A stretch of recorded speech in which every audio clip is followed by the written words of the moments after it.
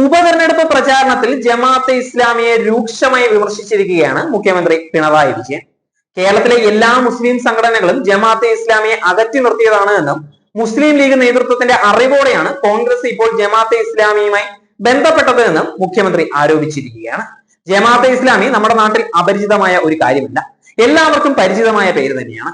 അവരെ കൂടെ കൂട്ടാൻ പറ്റില്ല എന്ന നിലയിൽ നാട് നേരത്തെ ഒരു നിലപാട് സ്വീകരിച്ച കാര്യമാണ്.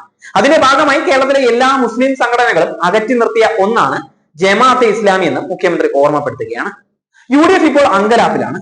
അതുകൊണ്ടാണ് ജമാഅത്തെ ഇസ്ലാമിയെ കൂടെ കൂട്ടിയത് എന്നും മുഖ്യമന്ത്രി വ്യക്തമാക്കുകയാണ്.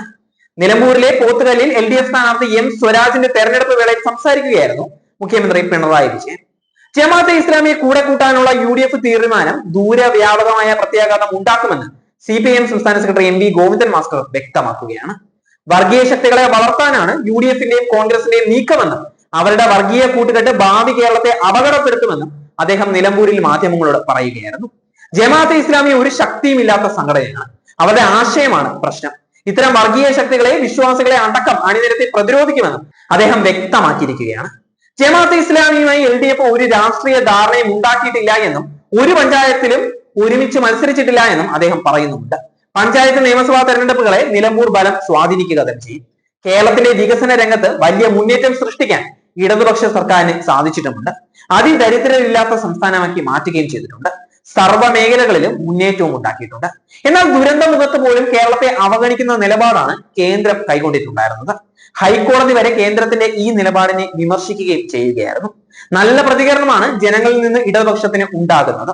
മുഖ്യമന്ത്രി പങ്കെടുക്കുന്ന പൊതുയോഗങ്ങളിൽ വൻ ജനപങ്കാളിത്തമാണ് കാണാൻ സാധിക്കുന്നത്. LDF സ്ഥാനാർത്ഥി M സ്വരാജിന് വലിയ ജനപിന്തുണയാണ് മണ്ഡലത്തിലാകെ ലഭിച്ചുകൊണ്ടിരിക്കുന്നത്.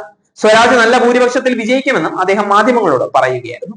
ജമാഅത്തെ ഇസ്ലാമി മതരാഷ്ട്രവാദം ഉപേക്ഷിച്ചു എന്നുള്ള പ്രതിപക്ഷ നേതാവ് VD സതീശന്റെ പ്രതികരണത്തിൽ വിമർശനവുമായി പൊതുമരാമത്ത് വകുപ്പ് മന്ത്രി PA മുഹമ്മദ് റിയാസും രംഗത്ത് വന്ന കാര്യമായിരുന്നു.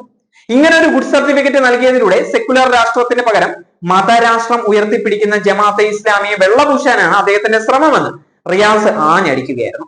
ഫേസ്ബുക്ക് പോസ്റ്റിലൂടെയായിരുന്നു റിയാസിന്റെ ഈ വിമർശനം തന്നെ.